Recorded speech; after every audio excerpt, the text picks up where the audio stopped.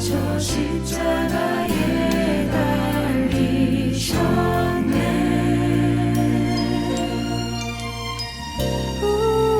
귀한 어린 양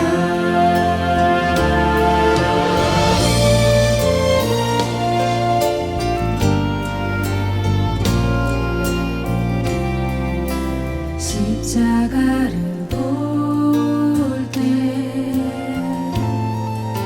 주께 감사드리네. 나의 모든 허물을 감싸주사 그 은혜 주셨네. 못 박히신 두 손 나를 대신하셨네. 날 깨끗하게 하셨네. 그 용서와 사랑을 주셨네. 주님 보좌에 계신 귀한 어린 양 이 면류관 드립니다. 찬양 드립니다. 존귀하신 분 하나님 아들 저 십자가에 달리셨네.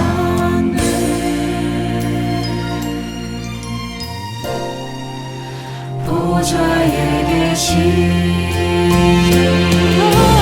보좌에 계신 귀한 어린 양 이 면류관 드립니다.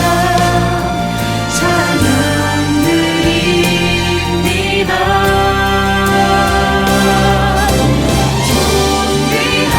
존귀하신 분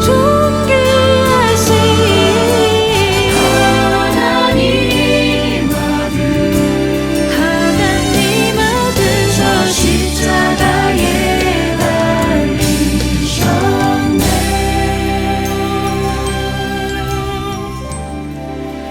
보좌에 계신 귀한 어린 양 귀한 어린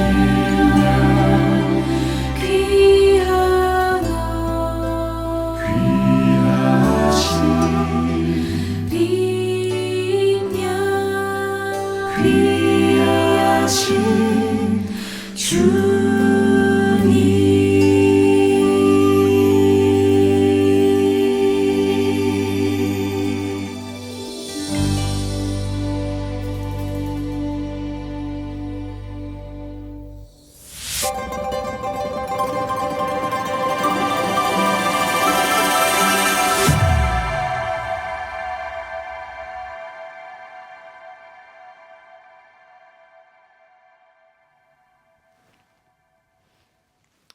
성도 여러분들 안녕하십니까? 행복한 안식일을 시작하는 시간이 되었습니다. 이제 함께 찬미를 부르시면서 이 예배를 열겠습니다. 처음에 부르실 찬미는 179장 찬미입니다. 보좌를 떠나시고 혼성중창 찬양팀의 찬양인도로 함께 부르시겠습니다.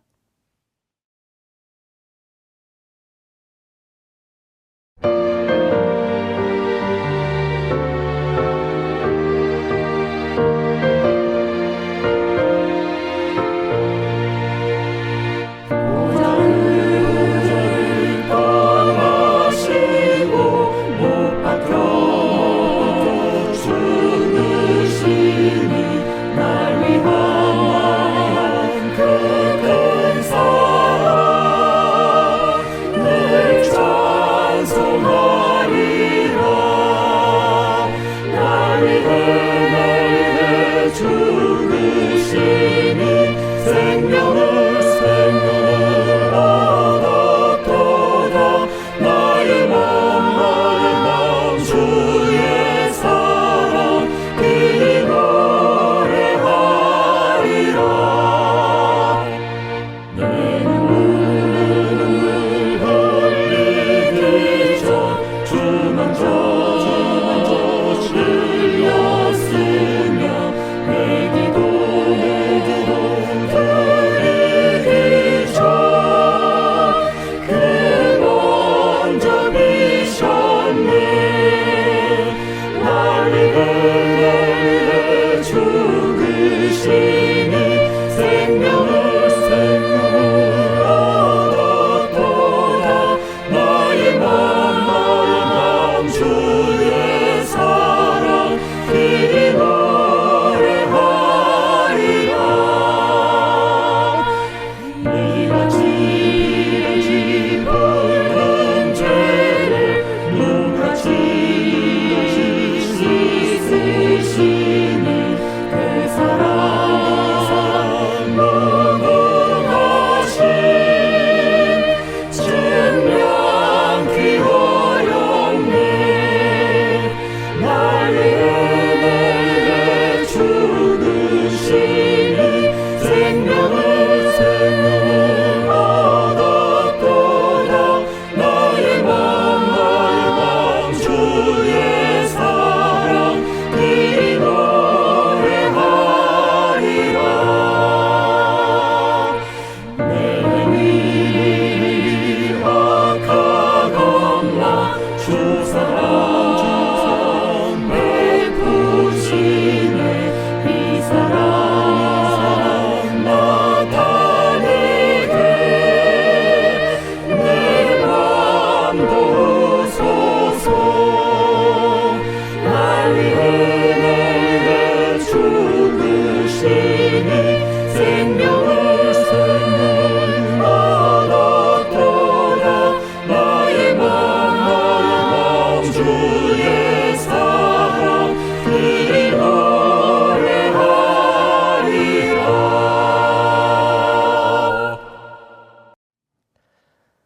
다음 찬미는 217장 찬미입니다.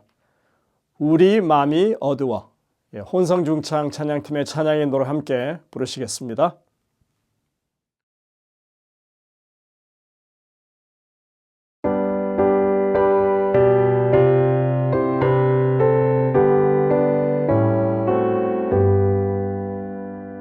우리 마음이 어두워 주를 뵙지 못할 때 생명빛을 주소서. 성령 보혜사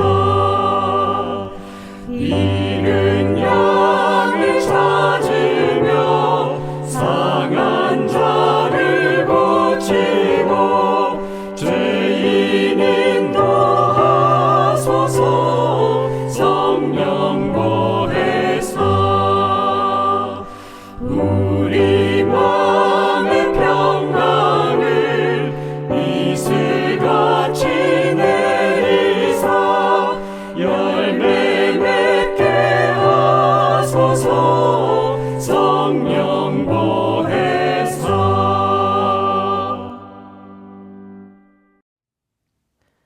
이어지는 찬양은 새롭게 배우고 있는 찬양이죠. 담대하라. 여전히 저희가 계속 제작 중에 있는 그런 찬양입니다. 혼성중창 찬양팀의 찬양 인도로 함께 부르시겠고요. 이 찬양이 마친 후에는 임영숙 집사님께서 기도를 인도해 주시겠습니다.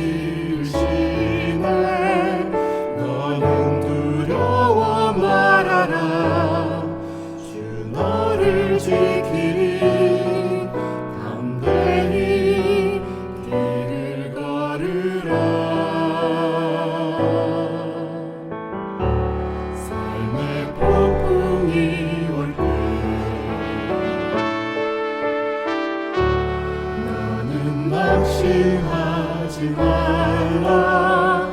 주께서 인도하시니 두려워 말아라. 담대히 길을 걸으라. 담대하라. 담대하라. 주께서 나와 함께 하신다. 담대하라. 담대하라. 주께서 나와 동행하신다.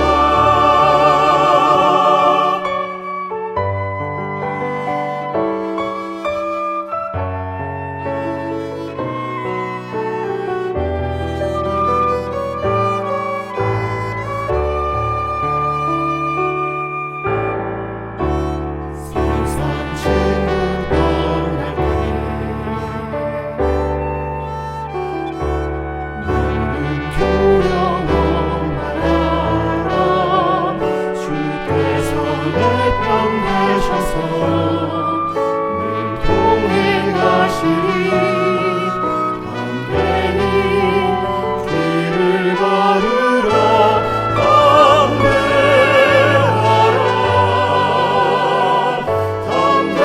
담대하라. 주께서 너와 함께 하신다. 담대하라. 담대하라. 주께서 너와 동행하신다. 내가 믿고 또 의지하는 내 모든 형편하시는 주님, 내일 보호해 주실 것을 나는 확실히 아네. 주께서 나와 동행하신다.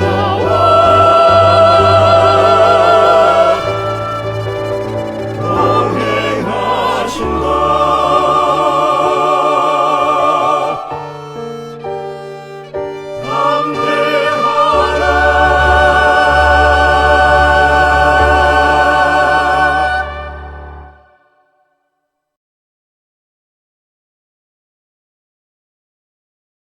사랑과 자비이신 주님, 이 시간 예배를 드리게 해주셔서 감사합니다. 오직 주님의 은혜를 간절히 바라는 심정으로 부족하지만 예배하러 나왔습니다. 이번 교과 과정을 통해 창조주이시자 교회의 머리이신 주님의 놀라운 사랑과 탁월하심을 깨닫게 되었습니다. 만물을 지으신 분이 우리를 위해 십자가에 달리셨다는 말로도 형용할 수 없는 놀라운 사랑에 다시 한번 감사드립니다. 또 우리 가정과 교회에 오직 예수님만이 머리가 되시길 기도합니다. 성령이 함께하는 오직 예수님만이 높임받는 교회가 되게 하소서.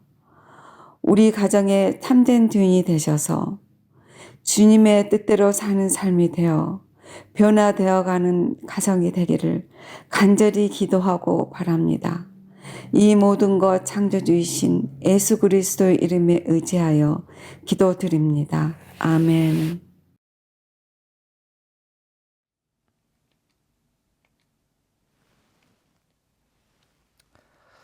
성도 여러분들, 한 주간 하나님의 은혜 가운데 평안하셨습니까? 오늘 우리가 맞는 이 귀한 안식일, 정말 평안과 기쁨과 쉼이 있는 그런 귀한 안식일 되시기를 간절히 바랍니다. 저는 이번 주에 올림픽 교회의 사경회를 계속 진행하고 있습니다. 제가 지금 하고 있는 이 영상은 사전 녹화한 것입니다. 성도님들의 기도를 힘입어서 사경회에 열심히 임하고 있습니다. 곧 뵙게 되기를 바랍니다. 날씨가 많이 춥습니다. 우리 모든 성도님들 건강에 유의하시고 감기 걸리지 않게 주의하시기를 바랍니다. 김명일 집사님의 하관 예배를 잘 마치게 되었습니다. 김영자 집사님을 위해서 여러분들이 특별히 기도 많이 해주시길 바랍니다. 그리고 지금 병원에서 재활 치료를 받고 계신 강대봉 장로님의 쾌유를 위해서도 계속 기도해 주시기를 바랍니다. 내일 안식일에는 제가 없는 관계로 미주 시조사를 섬기시는 박성수 목사님께서 오셔서 말씀을 주시겠습니다. 우리 성도님들 많이 참여해 주시기를 당부를 드립니다. 오늘 저녁 말씀은 오스틴 진리교회를 섬기시는 김경섭 목사님께서 말씀을 준비하셨습니다. 이제 준비된 특창을 들으신 이후에 말씀을 듣도록 하겠습니다. 은혜가 넘치는 귀한 시간 되시기를 간절히 바랍니다.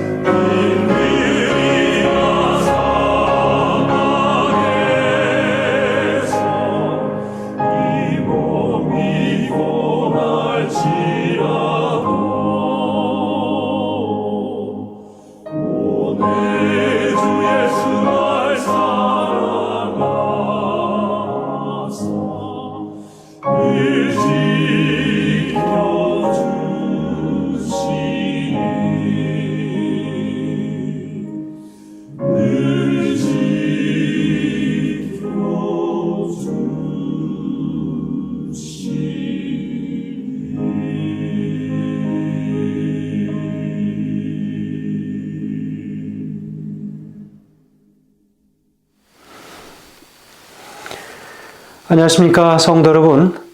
오늘은 믿음으로 전진하라 라는 제목으로 본문의 말씀은 여호수아서 6장 1절에서 5절까지의 말씀을 통해서 하나님께서 우리 모든 이 땅의 교회들에게 주시는 그 말씀과 특별히 하나님의 예배를 대하는 우리 모든 하나님의 자녀들에게 주시는 귀한 음성임을 다시 한번 깨닫는 시간 되시기를 간절히 소원합니다.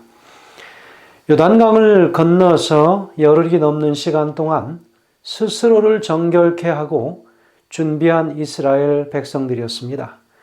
그리고 하나님께 완전히 지휘권을 내어 맡긴 지도자 여호수아. 이제 그들은 모든 준비를 다 끝냈습니다. 준비를 다 끝낸 후에 주저해서는 안 되겠지요. 자신의 앞에 놓인 장벽을 향해 즉시 돌진해야 했습니다. 여호수아는 민족의 운명을 걸고 첫 번째 관문이자 가장 중요한 전쟁이었던 바로 여리고성을 향해서 행군합니다. 예루살렘에서 북동쪽으로 약 30km 정도 떨어진 지점에 위치한 이 여리고성은 약 32제곱킬로미터 정도의 넓이로 가나안 성읍들의 중간 정도의 규모였습니다. 가나안의 출입구를 지키는 성답게 가나안 땅의 여러 요새들 중에서 가장 견고하다고 하는 성이었습니다. 정상적인 군사 작전으로는 정복하기가 거의 불가능한 지형 조건을 갖추고 있었습니다. 가파른 경사지 정상 부분에 위치해서 성 밖으로 큰 바위와 갖가지 장애물들이 대략 35도 정도 각도로 놓여져서 아주 완벽하게 자연적인 방어벽을 구축하고 있었습니다. 특별히 성벽은 이중성벽으로 되어 있는데 그 안쪽에 있는 내벽은 외벽보다 거의 2배 이상 두꺼웠습니다. 그 두께가 오늘날의 4차선 도로의 폭과 비슷할 정도였다고 하는 거죠. 특별히 요새화된 중요 부분은 높이가 7.5m에 두께가 6m를 훨씬 넘는 웬만한 공격에도 끄떡하지 않을 정도의 엄청난 규모의 성이었습니다. 게다가 요소마다 설치된 망루에 서면 수 킬로미터까지 시야가 확보되었기 때문에 적군의 동태를 한눈에 파악할 수 있었습니다. 신명기 9장 1절의 말씀은 이렇게 기록하고 있습니다. 이스라엘에 들으라, 내가 오늘 요단을 건너 너보다 강대한 나라들로 들어가서 그것을 얻으리니 그 성읍들은 크고 성벽은 하늘에 닿았으며 라고 그렇게 표현하고 있습니다. 여러분, 그뿐만 아니라 그 안에는 수많은 전투에서 단련된 막강한 병사들이 가득해 있었습니다. 요즘으로 치면 그야말로 최첨단 방어 시설로 무장한 완전히 요새화된 성이었다는 거지요. 반면에 이스라엘 군사들은 변변한 장비도 없었습니다. 객관적 전력으로 볼 때 싸움이 안 되는 상황이지요. 그러나 왜 이런 싸움을 할 수 있었을까? 그러나 이런 여러 가지 악조건 속에도 불구하고 이스라엘은 반드시 여리고성을 정복해야만 했습니다.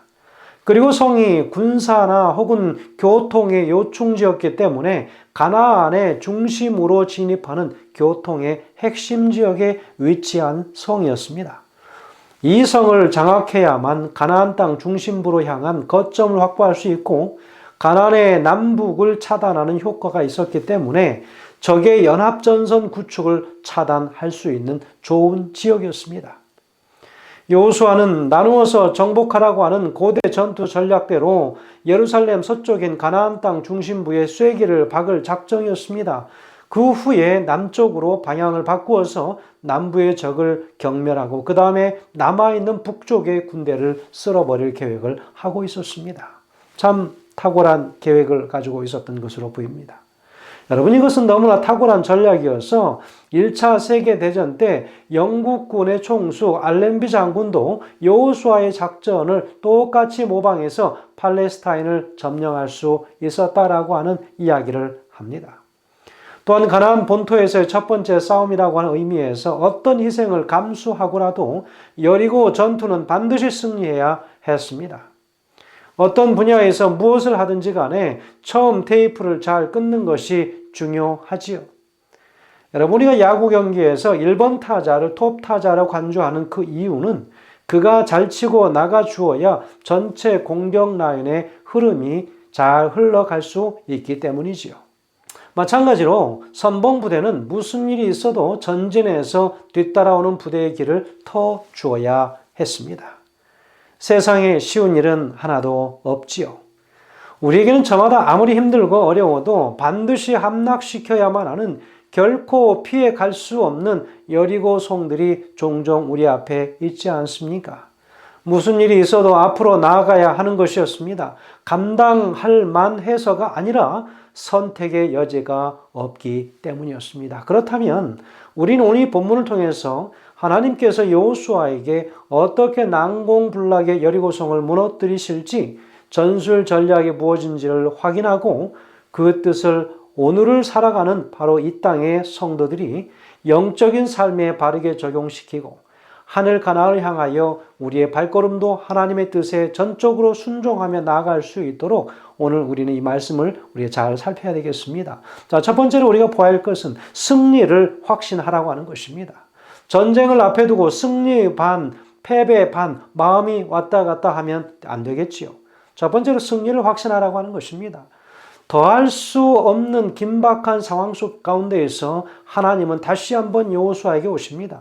그리고 구체적인 명령을 내리기 전에 일단 내가 반드시 승리할 것이다 라고 하는 말씀을 하시면서 여호수아에게 확신을 시켜주시는 모습을 보게 됩니다. 자, 2절에서는요. 보라 내가 여리고와 그 왕과 용사들을 내 손에 붙였으니 라고 그렇게 말씀하십니다. 내 손에 붙였다 라고 하는 이 말의 히브리 동사의 시제는 무엇이냐면 미래에 있을 행동이 마치 완료된 것처럼 그렇게 말씀하셨습니다. 즉 이 말의 의미는 무엇인가를 받을 사람에게 그것을 이미 준 상태로 의미를 가지고 있습니다. 스포츠 경기나 사업이나 인생의 어떤 게임에 임하든지 리더의 자신감은 결정적인 영향을 미치는 것입니다. 반드시 할 수 있다는 확신을 가지고 덤벼도 될까 말까 한데 어렴풋한 확신으로는 어려운 것입니다. 하나님은 이미 너는 이겼다라는 확신을, 자신감을 여호수아에게 해주셨습니다. 사단은 항상 우리에게 겁을 줍니다. 세상이 자꾸 커 보이고 무섭게 만드는 것이지요. 그러나 하나님은 이미 이 세상을, 모든 이 세상의 힘을 가지신 그런 분 아니시겠습니까? 하나님을 믿으면 당신은 세상의 그 어떤 권세와 겨뤄도 이길 수 있다고 하는 것입니다. 사단의 그 어떤 권세도 결코 하나님의 사역을 이기지 못한다는 것입니다. 사단의 권세가 감히 하나님을 건드릴 수 없는 영적 보호막이 바로 우리에게 둘러져 있는 것이지요. 성도들이시여, 그리고 이 하나님의 교회의 모든 지도자들이시여, 하나님을 믿고 계십니까? 그렇다면 세상의 그 어떤 도전들로부터도 승리를 확신하시게 되길 간절히 소원합니다. 자, 두 번째는 믿음으로 행동하자라고 하는 것입니다. 하나님이 이제 구체적인 여리고성 공격 작전을 브리핑해 주십니다. 그런데 그 작전이라고 하는 것이 어이없게도 성 주위를 그저 돌라고 하는 그 이야기를 3절에서 말씀해 주는 것입니다. 487페이지에는 이렇게 이야기합니다. 그들은 단순히 하나님의 법궤를 메고 나팔을 불면서 그 성읍 주위를 돌아야 하였다. 그들의 신성한 직무를 나타내는 의복을 입은 제사장들이 그 거룩한 영광의 구름에 둘러싸인 하나님의 법궤를 메고 행진하였다. 여전히 그곳에는 하나님의 임재하심이 함께하고 있었습니다. 법궤를 둘러싸고 있는 하나님의 구름이 그곳에 있다고 말씀하고 있지 않습니까? 그러니 무엇이 두려울 일이 있겠습니까? 무기를 점검하라든지, 사실은 성벽을 부술 특별한 병기를 준비하라고 하든지, 참호를 파라고 하든지, 돌격대를 이렇게 뽑아서 구성해서 이렇게 할 때에 전진하라고 이야기하는 그런 명령과는 전혀 무관한 것이었습니다. 그것도 군사들만 제사장들과 함께 하루에 한 번씩 엿새를 돌라고 이야기하시는 것입니다. 그리고 마지막 제7일째에는 마지막 7째 바퀴를 돌고 크게 나팔을 불고 소리치며 성벽이 무너져 내릴 것이니 그때 그 동시에 달려들어서 성을 취하라, 그렇게 이야기하시는 것입니다. 4절에서는 이야기합니다. 제사장 7은 7 양각 나팔을 잡고 언약궤 앞에서 행할 것이요, 제7일에는 성읍 7번 돌며 제사장들은 나팔을 불 것이다 그랬습니다. 참으로 황당한 명령입니다. 그러나 주어진 것을 취하는 데는 믿음의 순종이 뒤따라야만 했습니다. 사실 하나님의 명령이면 그 여리고성이 문제이겠습니까? 그러나 그 이스라엘 백성들에게는 특별히 오늘 믿음의 순종이 그들에게 있는지, 이렇게 얼척없는 명령을 주었음에도 그 명령에 순종할 것인가 하는 것을 보고자 하시는 하나님의 의도를 오늘 우리가 볼 수 있지 않습니까? 여리고성은 훈련된 병사들이라면 한 바퀴 도는데 1시간 정도는 좋겠습니다. 전날 이스라엘 군대가 침묵 속에서 성 주위를 한 바퀴 완전히 돌았을 때 방어 태세를 갖춘 여리고성 사람들은 긴장했습니다. 그런데 놀랍게도 그것이 전부였습니다. 이스라엘 군대는 단지 성을 한 바퀴 돌더니 재빨리 자기 진지로 돌아가 버립니다. 그들은 어째서 이스라엘이 이와 같이 일을 행하는지 그 뜻을 알지 못했고, 강대한 군대가 그런 성스러운 법궤와 수종드는 제사장들과 함께 그들의 성읍을 매일 한 번씩 도는 것을 볼 때 여리고성 사람들은 신비스럽기도 하고 이 이교도들의 사제들과 백성들의 마음이 이상하게도 공포에 사로잡히기 시작합니다.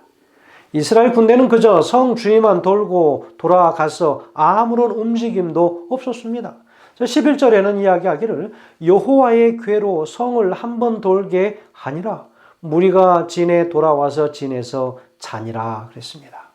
여러분, 이런 세상에 전쟁이 어디 있습니까?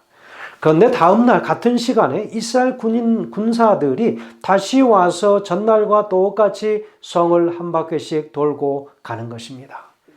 여전히 잔뜩 긴장하고 무기를 들고 있었던 여리고성 사람들은 너무나 황당했지요. 그런데 이 상황이 무려 6일 동안 계속되는 것입니다.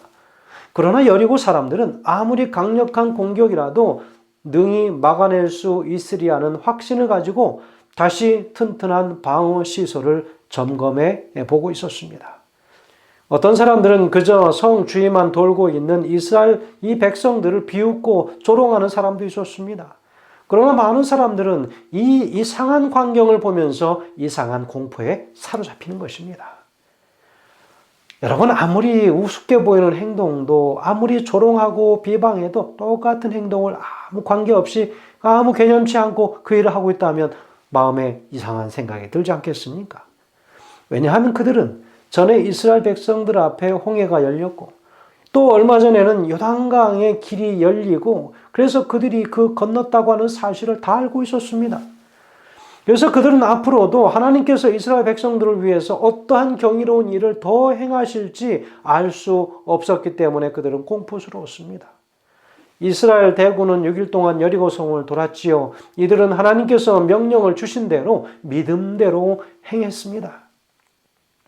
일곱째 날 새벽에 여호수아는 여호와의 군대를 다시 소집해서 그들에게 이르기를 이제 하나님께서 이 성읍을 자신들에게 주셨기 때문에 여리고성을 7바퀴 돈 후에 나팔 소리가 크게 들리거든 큰 소리로 성을 향하여 외치라고 이야기했습니다.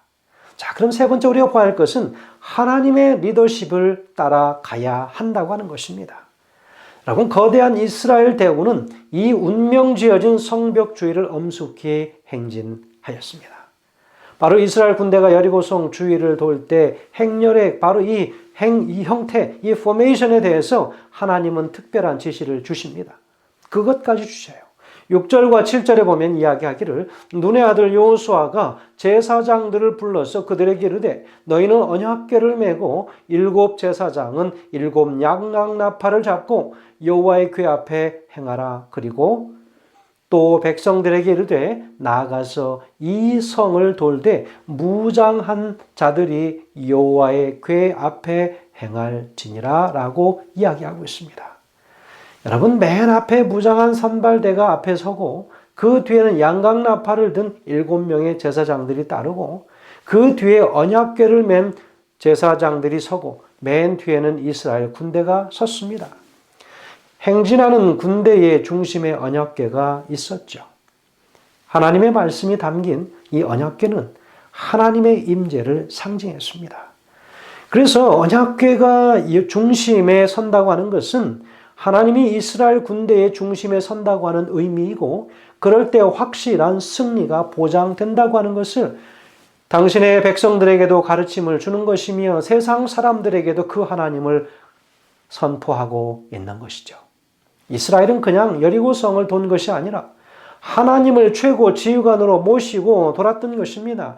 8절과 9절의 이야기, 바로 여호수아가 백성들에게 이르기를 마침에 제사장 7이 7 양각 나팔을 잡고 여호와 앞에서 진행하며 나팔을 불고 여호와의 궤는 그 뒤를 따르며 무장한 자들은 나팔 부는 제사장들 앞에서 진행하며 후군은 궤 뒤에 행하고 제사장들은 나팔을 불며 행하였더라 라고 성경은 기록하고 있습니다.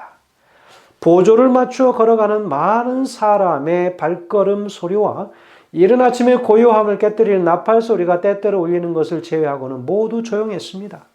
견고한 돌로 된 튼튼한 성벽은 사람들의 포위를 완전히 멸시하는 것처럼 보였습니다. 그러나 매일 같이 같은 행동을 하는 이들을 바라보면서 그들의 마음속에 질문이 생기기 시작합니다. 이들이 이 신비한 행동을 하는 목적이 도대체 무엇일까? 어떤 큰 사건이 임하고 있는 것일까라고 그들은 의아한 생각을 하게 됩니다. 하나님의 백성들 모든 성도들에게 있어서 중요한 것은 자신의 삶, 자신이 이끌고 있는 공동체의 삶의 중심에 오늘 하나님을 모셨는가라고 하는 것입니다. 하나님을 삶의 구석에 밀쳐둔 사람들이 의외로 많습니다. 삶의 문제들 앞에서 중요한 결정을 할 때 우선 전문가들을 찾아가서 상의하거나 자신의 경험과 상식을 우선적으로 신뢰하는 경우들이 얼마나 많습니까? 그들은 좀처럼 하나님 앞에 엎드려 기도하고 묵상하며 하나님의 인도하심을 구하지 않습니다. 안식일 하루 교회에 와서 입으로 찬양하고 기도를 읊조리는 것으로는 하나님을 중심에 모셨다고 할 수 없는 것입니다. 바로 이스라엘 백성들은 일주일 내내 하나님의 임재와 함께 성주일을 도는 것입니다. 여러분, 우리가 일주일을 살면서 하나님 앞에 얼마나 우리 자신들을 매일매일 그렇게 준비하여 드리십니까? 그들이 행하는 그 성주일을 도는 모든 행함의 길들은 하나님과 함께하는 그 길이었습니다. 일상에서 하나님이 늘 우선순위가 되어야 하는 것이지요. 아침에 일어나서 제일 먼저 하나님께 기도하고 밤에 잘 때도 제일 마지막으로 하나님께 기도해야 합니다. 매일 매 순간마다 말씀을 펼쳐놓고 기도하며 하나님의 지도를 구하는 것이지요. 바로 이것이 언약궤를 중심으로 여리고성 주위를 행진하는 이스라엘 백성들의 모습이었던 것입니다. 성도 여러분, 오늘 우리는 어떤 삶의 모습으로 하나님께 나아가고 계십니까? 저는 특별히 언약궤를 메고 성주위를 도는 모든 이스라엘 백성들의 매일매일의 발걸음은 오늘 우리가 살아가는 매일매일의 삶의 걸음들이라고 하는 사실을 기억하시면 좋겠습니다. 그 길에 하나님의 선하시고 특별하신 임재하심이 우리 가운데 늘 중심에 계시게 하셔서 한순간도 우리의 중심에 하나님을 제외하고 그 어떤 것이 우리의 마음의 중심에 보좌에 앉아 있지 않게 되기를 주의 이름으로 간절히 축원드리면서 오늘 말씀을 줄이도록 하겠습니다. 감사합니다. 기도하겠습니다. 하늘에 계신 아버지 하나님, 오늘 하나님을 섬기는 모든 가정마다 하나님의 교회마다 하나님의 임재하심을 가장 중심에 두고 살아가는 하나님의 교회와 자녀들 될 수 있도록 도와주시옵소서. 오늘 특별히 하나님의 놀라우신 축복이 바로 이스라엘 백성들의 진중에 함께 하셨던 것처럼 이 세상을 향하여 하나님의 이름을 앞세우고 나아갈 때 하나님께서 그 어떠한 명령을 주셔도 그 명령에 우리가 묵묵히 따르며 순종하는 하나님의 자녀들 되게 인도하여 주시기를 예수님의 귀하신 이름으로 간절히 기도합니다. 아멘.